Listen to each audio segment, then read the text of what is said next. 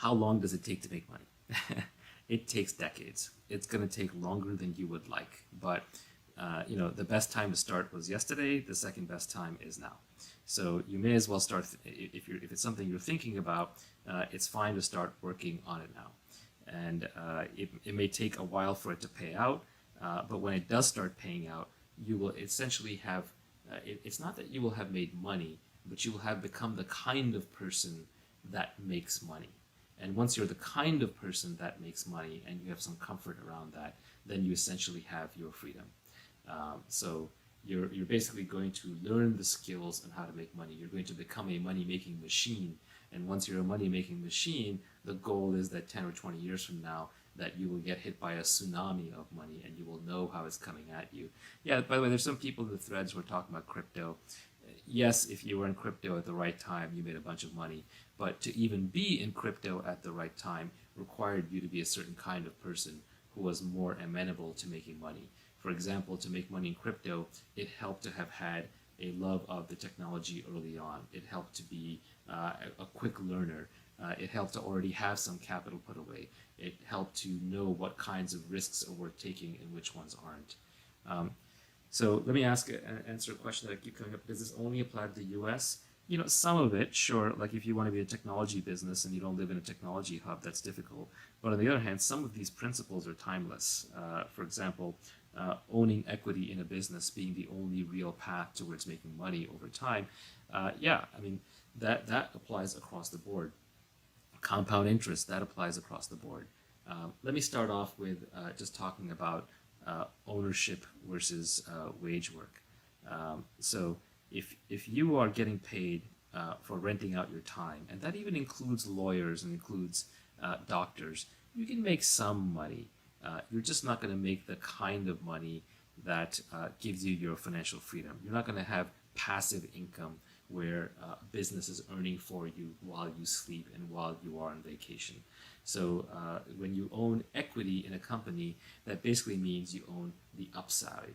When you own debt, you own guaranteed revenue streams and you own the downside.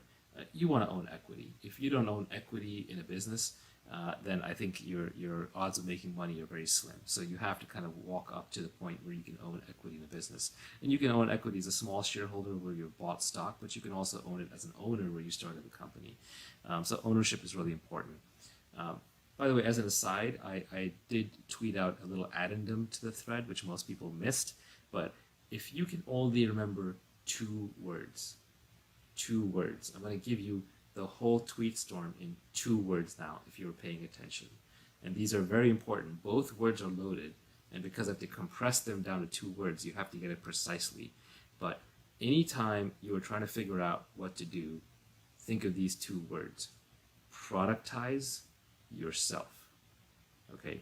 So basically, not productive yourself, productize yourself. What you're going to do is you're going to create a product out of whatever it is that you naturally and uniquely do really, really well. Okay? Of course, you have to read the tweet storm to understand what those 2 words mean and to get a lot of the context. But just those 2, you can carry those in your heads. Productize yourself. You're building a product. That product is a set of things that you uniquely know how to do, that hopefully society wants, that you can leverage and scale up. But products by their nature are leveraged. Products by their nature are scaled up. And yourself means that you don't get to compete at being somebody else. Because if you compete at being somebody else, you're not going to be the best in the world at it. And if you're not the best in the world at it, you will not get rewarded properly for it. So yes, it's how you package yourself in a product. It's hard. This is why I say it takes decades. Not necessarily because it just takes decades to execute, but the better part of a decade may just be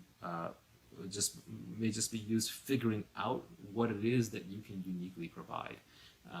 So I'm going to get now into compound interest and specific knowledge. I think compound interest comes up a lot, and specific knowledge is also something that I think is a difficult concept to wrap your head around.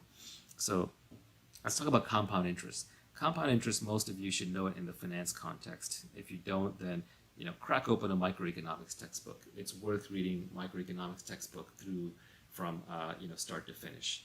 Macroeconomics you can skip for the most part. As Nassim Taleb says, it is much easier to macro bullshit than it is to micro bullshit. So with macroeconomics, there's just so much politics that bleeds into macroeconomics, especially once you're beyond the basics of supply and demand, that it's very hard to tell when you're reading politics with a little bit of mathematics around it and when you're actually reading something that's more fundamental. So compound interest is basically the idea that, let's say if you're earning 10% a year, the first year you make 10% and you end up with, let's say you had $1 you invested, you end up with $1.10. But the next year you end up with $1.21, and the next year you end up with $1.32 or 33. So it keeps adding on itself in such a way that if you're compounding at 30% a year for 30 years, you don't just end up with 10 or 20 times your money, you end up with thousands of times your money. So compound interest is a very powerful concept. But compound interest applies to more than just compounding capital. Compounding capital is just the beginning. Compounding business relationships is very important. If you look at some of the top roles in society, like why does someone get to be a CEO of a public company or be on the board of a public company, or why does someone get to be a banker who's managing $1 billion, is because people trust them. And they trust them because the relationship in which they've worked, the work that they've done, it's kind of compounded. They've stuck with the business and they've shown themselves in a visible and accountable way to be high integrity people. So compound interest can also happen in your reputation.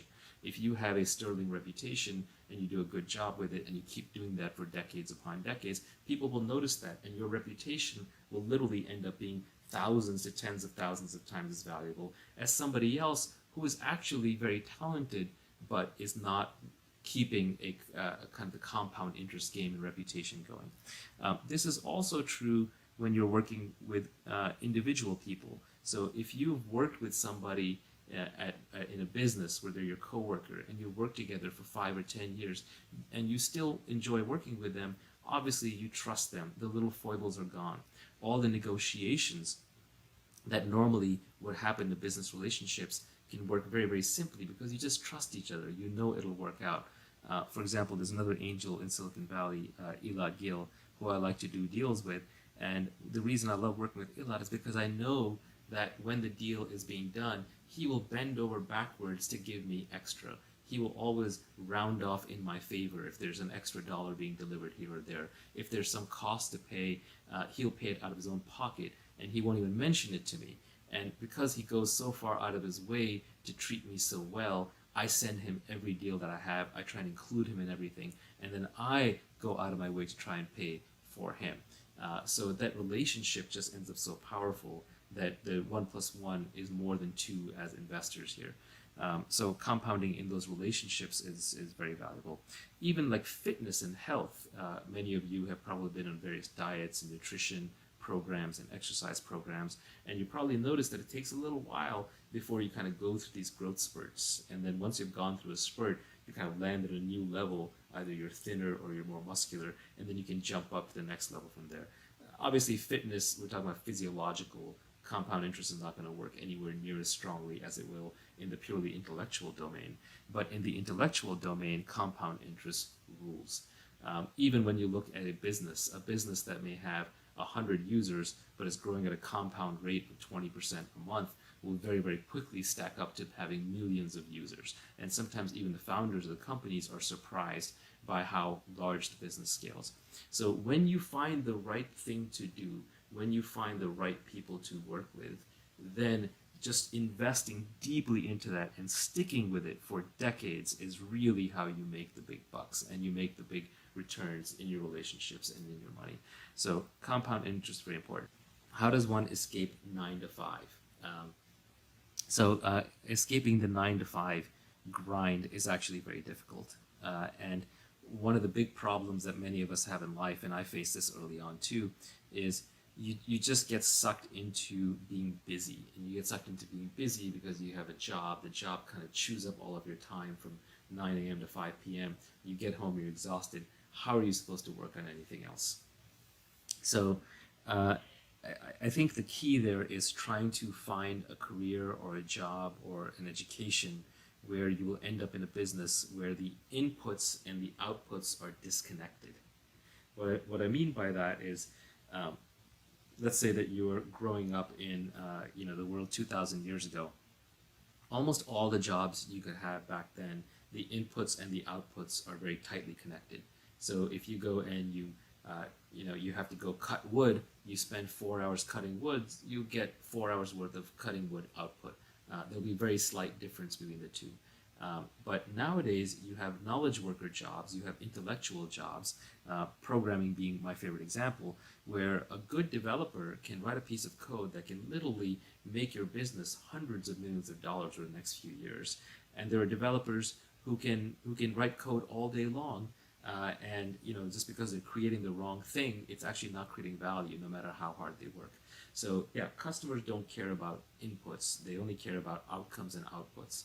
So if you can navigate towards a career where you're tracked on the output, you're going to do much better. What are examples of careers? So I gave coding as an example, but actually sales is another one of those examples, and especially very expensive sales, very high-end sales. So like if you're out there, for example, if you're selling houses, if you're a real estate agent, right? Not a great job necessarily, very, very crowded, but if you're a top flight real estate agent, you know how to market yourself, you know how to sell houses, it's possible you could sell $5 million mansions in a tenth the time that somebody else is struggling to sell $100,000 apartments or condos. So that is a job where input and output are highly disconnected. Coding and sales, what else? Well, actually building any product and selling any product. And fundamentally, what else is there? So what you don't necessarily want to be in is a support role, like a customer service kind of role. For example, customer service, unfortunately, inputs and outputs map relatively closely towards each other. The amount of hours put in matters. So it helps to move towards things that have these skill sets where it's very hard to match inputs to outputs. Absolutely. Every one of 7 billion people in the world can do something interesting and different and productize. Let me give you a thought experiment. Okay, here's a thought experiment. I want you to seriously think about this. Don't just take my word for it. But assume that everyone in the world had maximum practical knowledge. Like everyone could go create hardware and robots. Everyone could go write code. Everyone could go and invest money. Everyone could do mathematics. So if we were all maximally educated, then what would happen? I think within 5 years, robots would be doing all of the manual labor. We would all be doing creative work, and we would essentially all be wealthy. We would have figured out how to program machines and use technology to do everything that we need to do other than the creative work. And so at that point, we would be either furthering science and technology and inventing brand new things, or we would be doing creative work for each other. There are a small number of true zero-sum games in the world. Status, all the status games are zero-sum. But most of the things that we care about when we talk about wealth, like cars and houses and clean water and air travel and all of those things, those are not zero-sum games. Those are positive-sum games. You can get really, really, really far with automation. So I do think it's possible for 7 billion people to have 7 billion products. Remember, we used to live in an age where almost everybody was farmers. And there was a time when it was unimaginable that there would be a class of people who did anything other than farming, except for a very, very thin layer of society. And now farmers are like 1% of the developed world. So obviously we've left that behind, and we have already started to move much larger numbers of people into creative professions. Yeah, someone mentioned Nassim Taleb's Skin in the Game. That is the best book I read in 2018. I highly recommend it for everybody. It's got lots and lots of great ideas in there, lots of good mental models and constructs. Let's talk about sales skills, because this goes into specific knowledge. Sales skills are a form of specific knowledge. Really good salespeople, I think you can be trained, so it's not to say you can't learn it, but really there's such a thing as a natural in sales, and you run into them all the time in the industry that I'm in. And when you meet someone who is a natural, at sales, you just know that they're amazing and they're really good at what they do. That is a form of specific knowledge. Now, obviously, they learned that somewhere, but they didn't learn that in a classroom setting. They learned that probably in their childhood, in a schoolyard. They learned it negotiating with their parents. Maybe some of it is a genetic component in their DNA. And you can improve it. You can read Robert Cialdini. You can go to a sales training seminar. You can do door-to-door sales, which is brutal, but will train you very quickly. So you can definitely improve your sales skills, but a lot of sales is this specific knowledge that you learn just by doing, especially at a very early age. So when I talk about specific knowledge, I talk about what I'm basically saying is figure out what is it that you were doing as a kid or as a teenager almost effortlessly that you didn't even consider a skill, but people around you notice, like your mother would know, your best friend growing up would know. And to give you examples of what it could be sales skills. It could be that you were just musically talented and you just had the ability to pick up any instrument. It could be that you had an obsessive personality, so you would dive into things and learn them very quickly. It could be that you had a love for science fiction, so you were into sci-fi, you were into reading, which means that you can absorb lots of knowledge very quickly. It could have been you were playing a lot of games, so you actually understand game theory pretty well. It could even be, you were out there gossiping and digging into your friend network, and that might make you into a very interesting kind of journalist. But specific knowledge is sort of this weird combination of unique traits from your DNA combined with your unique upbringing and your response to it. And it's almost baked into your personality and your identity. And then you can hone it. So, for example, I love to read and I love technology. So I learn very, very quickly and I get bored fast, just like one of the commentators mentioned. I have that same issue. So if I had gone into a profession that required me to tunnel down for 20 years into the same topic, it wouldn't work.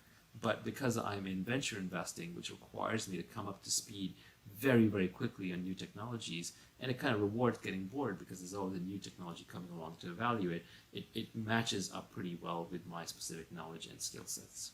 I think basic mathematics is really underrated. So if you're going to make money, if you're going to invest money, your basic math should be really good.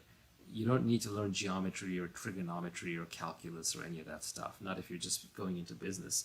But arithmetics, probability, and statistics, those are extremely important. Crack open a basic math book. Just make sure you're really good at multiplying, dividing, compounding, manipulating numbers.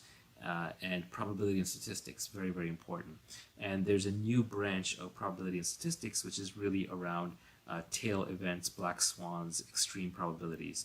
And again, I have to refer back to Nassim Taleb, who I think is one of the greatest philosopher-scientists of our times. And he's really done a lot of pioneering work on this. You can also read about it through complexity theory. But complexity theory and sort of the mathematics of complex events and chaotic events, I think is really important. Basic accounting is also helpful, although you don't need to go get a degree in accounting. And frankly, accounting is really boring. The good news is most of accounting turns out to be common sense. Calculus is useful to know, to understand rates of change and how nature works.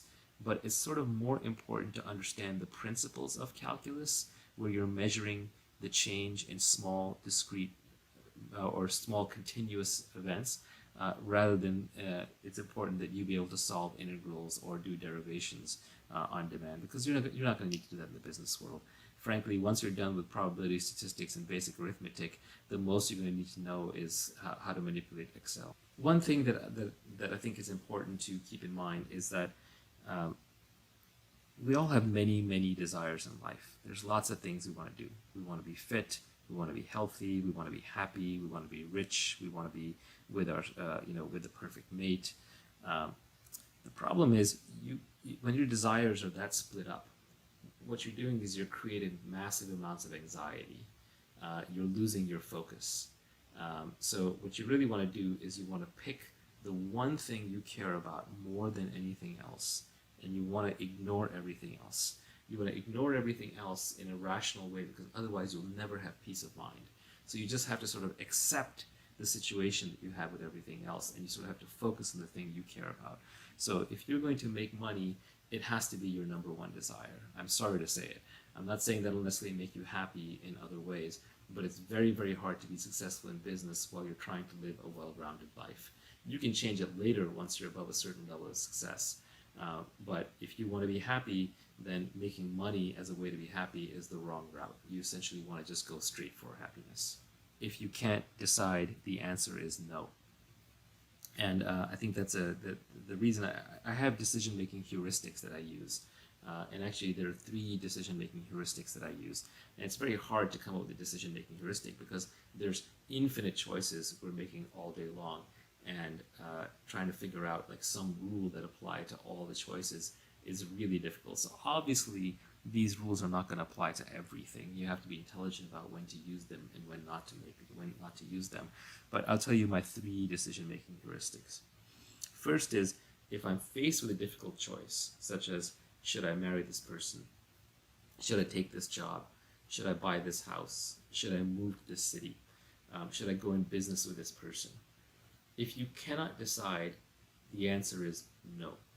And the reason is because modern society is full of options. There are tons and tons of options. We live in a planet of 7 billion people. We are connected to everybody on the internet. There's hundreds of thousands of careers available to you. There are so many choices. You're biologically not built to realize how many choices there are because we evolved in tribes of 150 people, where if you pass up one choice, the second thing never comes along. Also, when you choose something, you get locked in for a long time. If you start a business, that's 10 years. You get into a relationship, that's 5 years, maybe more. You move to a city, that's 10, 20 years. So these are very, very long-lived decisions. So it's very, very important that you only say yes when you are pretty certain. You're never going to be absolutely certain, but you're going to be very positive. If you find yourself creating a spreadsheet for a decision with a list of yeses and nos and pros and cons and checks and balances and why this is good or why that's bad, forget it. You have to internalize it in your gut and in your heart, and you have to really want something before you go for it. So my first decision-making heuristic is, if you cannot decide, the answer is no. The second decision-making heuristic that I use is, if you have 2 choices to make, such as, do I tell this person A or do I tell them B, or do I take job A or job B, or do I make this sacrifice now or do I go ahead and do what I want, whatever it is. If you have 2 choices and they're relatively equal choices, like it looks 50-50 to you, this is key. For choices where it's lopsided, 175, the other one's 25, obviously go with the 75. But if it looks equal to you, A or B, and you can't decide, take the path that is more difficult and more painful in the short term. Because what's actually going on is one of these paths requires short-term pain, and the other one maybe requires pain further out in the future. And what your brain is doing through conflict avoidance is it's trying to push off the short-term pain. And by definition, if the 2 are even and one has short-term pain, that means it has long-term gain. And by the law of compound interest, the long-term gain is where you want to go towards anyway. So your brain is overvaluing the side that has the short-term happiness and is trying to avoid the one with short-term pain. So you have to cancel that tendency out, and it's a powerful subconscious tendency by leaning into the pain. As most of you know, most of the gains in life come from suffering in the short term so you can get paid in the long term. Working out, like for me, is not fun. I suffer in the short term. I feel that pain, but then in the long term, I'm better off because I have muscles or I'm healthier. The same way, if I am reading a book and I'm getting confused, if I can't understand what's going on, that's just like working out and the muscle getting sore or tired or filling with lactic acid, but it's not just my brain is being overwhelmed. But in the long run, I'm getting smarter because I'm absorbing new concepts sort of at the limit or edge of my capability. So you generally want to lean into things that have short-term pain but have long-term gain.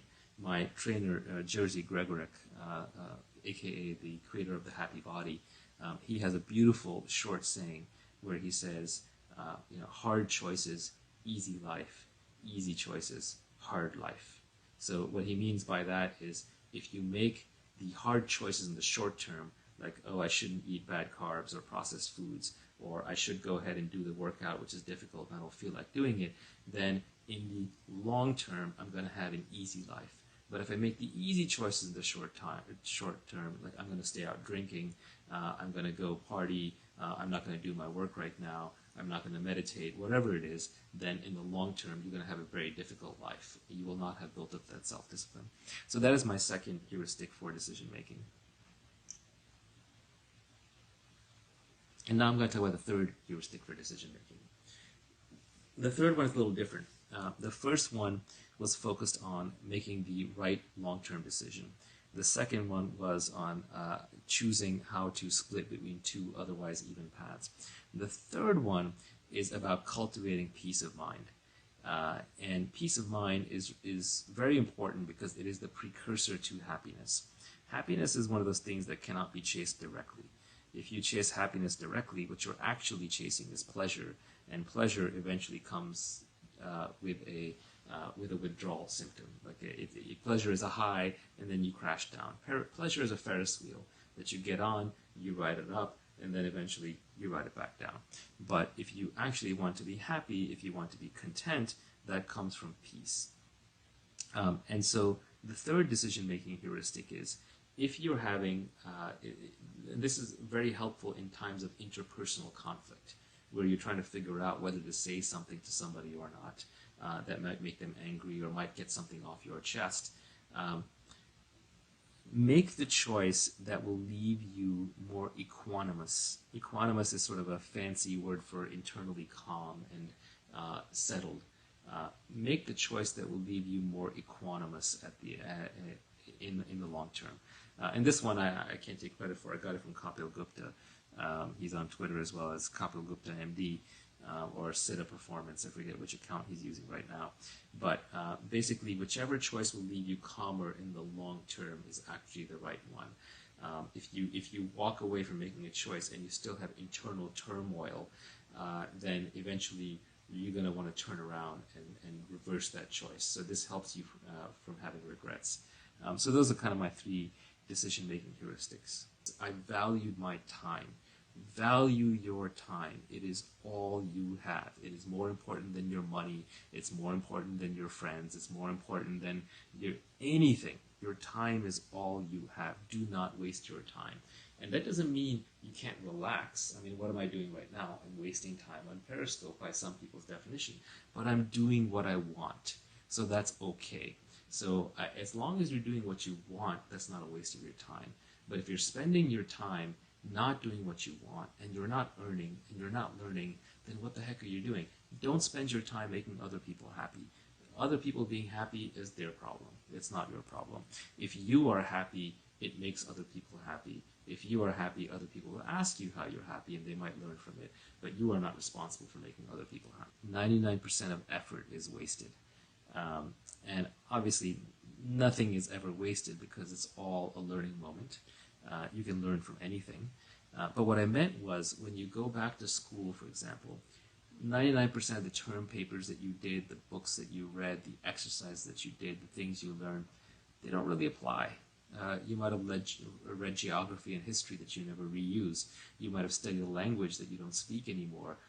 You might have studied a branch of mathematics that you completely forgot. Now, of course, these are learning experiences. You did learn. You learned the value of hard work. You might have learned something that went deep into your psyche and became a piece of what you're doing. But at least when it comes to the goal-oriented life, only about 1% of the efforts that you made paid off. For example, all the people that you dated until you met your husband or wife, right? It was a kind of wasted time in the goal sense. Not wasted in the experiential sense, not wasted in the learning sense, but definitely wasted in the goal sense. The reason I say that is not to make some glib comment about, ooh, 99% of your life is wasted and only 1% is useful. I make that to say that you should be very thoughtful and realize that in most things, whether it's in relationships or in work or even in learning, what you're trying to do is you're trying to find the thing that you can go all into with compound interest. So when you're dating, the instant you know this relationship is not going to be the one that leads to marriage, you should probably move on. You should probably stop that relationship and move on to the next person. When you're studying something, like if you're taking a geography class or a history class, and you're realizing that it's not working out, you're just never going to use this information, drop the class. It's a waste of time. It's a waste of your brain energy. So I'm not saying don't do the 99%. It's very hard to identify what that 1% is. But what I'm saying is when you find that 1% in whatever discipline you're in, that's not going to be wasted, that you're able to invest in for the rest of your life and that has meaning to you, then go all in on that and forget about the rest. When you get there, you'll realize that it's not really what you were looking for in the first place. It's a little glib. What I mean by that is that making money is not going to make you happy.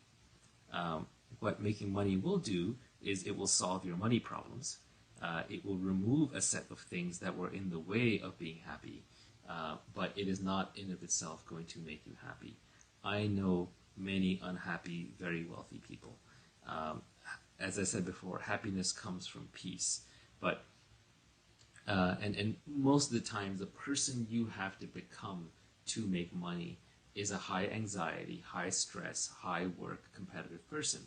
And when you have been doing that for 20, 30, 40, 50 years, and then you suddenly make money, you can't turn that off. You've trained yourself, you've conditioned yourself in such a way that you are now just a high anxiety person. So now you have to learn how to be happy. And how to be happy is a much more complex, much deeper topic, which I hope to get into at some point. But I would say that it starts with one very simple thing, which is you truly have to believe that happiness is a choice you make and it's a skill that you develop. It is not necessarily an intrinsic quality. You aren't stuck where you started. It's not a static thing. Everyone has a different body, but almost everybody can be fit if they work hard enough at it. So the same way, everyone has a different mind and starts a different DNA in the mind, in the brain. But if you work at it, you can become a lower stress, lower anxiety person. I would say that, if you checked in on me 10 years ago, I would have been, and if you'd asked me how happy I was, I would have dismissed the question. I didn't like to talk about it, but I would have said I'm like a 2 out of 4, or 3 out of 4, or 2 out of 10, or 3 out of 10, or maybe even a 4 out of 10 on my best days. But I did not value being happy. Today, I'm a 9 out of 10. And yes, having money helps, but it's actually a very small piece of it. Most of it is just I've learned over the years that my own happiness is the most important thing to me. I've cultivated it through a series of techniques. I have lowered my identity. I have lowered the chattering of my mind. I don't care that much about things that don't really matter. I don't get involved in politics. I don't hang around unhappy people. I really value my time on this earth. I read philosophy. I meditate. I hang around with happy people, and it works. You can very slowly but steadily and methodically improve your happiness baseline, just like you can improve your fitness, just like you can improve your intellect by reading. So all of that is absolutely possible, but it first begins with just believing that it's possible. If you look at medicine, there's something in medicine called the placebo effect, and that is basically if I take a medicine and it's not real, it's a sugar pill like homeopathy, if I believe that it's real, it actually has a chance of working for a certain class of ailments. If I have a headache and I take a pill that I think will cure my headache, even if that pill turns out not to be real or have anything in it, there's a reasonable chance it will just cure my headache through the placebo effect because I believed it was real. But the placebo effect is not something you should fall into easily, because if I have cancer and somebody gives me a placebo cancer pill and I take it thinking it's going to work, it's probably not going to work. The placebo effect is not that powerful, especially for physical things of the body. And I might die because I'm too busy doing placebo effect medicines when really I need chemotherapy or something more extreme, a more extreme intervention. But when it comes to placebo effects of the mind, it's actually really good to believe, because placebo effects of the mind, there's very few downside consequences. If someone says to me, hey, meditation will make you happier, I should go in with a positive mindset because I control my own entire internal world. And whatever I believe to be true is very likely to be true. There's very little physics to override like there might be with the physical body. So when it comes to placebo effects of the mind, you should always go in positively inclined. So the first step to being happier is just to believe that you can be happier and that it's your choice. And it's a skill that you can develop just like any other skill.